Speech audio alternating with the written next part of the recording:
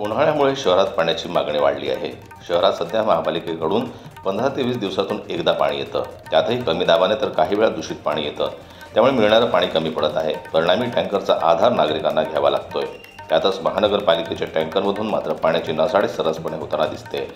उन्हाचा तडाखा, वाढलेली पाण्याची मागणी, आटलेल्या आणि पाणी पातळी कमी झालेल्या बोरवेल, महापालिकेकडून 15 दिवसाआड तेही कमी भागात कमी दाबाने व अपुरं मिळणारं पाणी, टँकरचे वाढलेले दर अशा स्थितीत शहरात असताना महानगरपालिकाचे टँकर पाण्याची नासाडी करत असल्याचं चित्र आहे।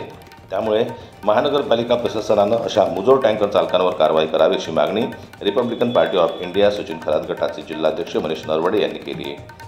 राजकीय पक्षाच्या बड्या नेत्यांचे चेले चपाटे महापालिकेच्या आशीर्वादाने संभाजीनगरकरांच्या पाण्यावर डल्ला मारत आहेत। गेल्या अनेक वर्षांपासून हा धंदा सुरू असून यात लूट मात्र सर्वसामान्यांची होत आहे।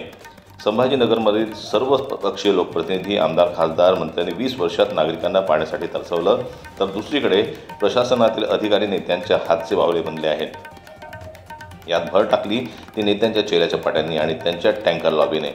पाण्यासाठी व्याकुळ झालेल्या संभाजीनगरकरांना त्यांच्याच हक्काचं पाणी चोरी करून विकण्याचा धंदा अनेक वर्षांपासून राजरोसपणे सुरू आहे। राजकीय नेत्यांचा डोक्यावर हात आणि महापालिकेच्या आशीर्वादानं संभाजीनगरात टँकर लॉबीचे मोठे जाळं निर्माण झालं असून यातून कोट्यावधीचा व्यवहार आणि सर्वसामान्यांची लूट सुरू आहे। आज घडीला शहरात जवळपास 1000 टँकर पाण्याची विक्री करताना दिसत आहेत। ऐन उन्हाळ्यात नळाला पाणी येत नाही म्हणून टँकर मागवण्याची वेळ नागरिकांवर येते। पाण्याचा टँकर घरात येईपर्यंत त्याचे दर दुप्पट तिप्पट वाढलेले असतात। त्यातच गब्बर झालेले टँकर चालक मात्र ऐन पाणी टंचाईच्या काळात पाण्याची अशी राजरोसपणे नासाडी करत असल्याचं चित्र शहरभर पाहायला मिळतंय। त्यामुळे तात्काळ या प्रकरणी महानगरपालिका आयुक्तांनी लक्ष घालून कारवाई करावी अशी मागणी जिल्हाध्यक्ष मनीष नरवडे यांनी केली आहे।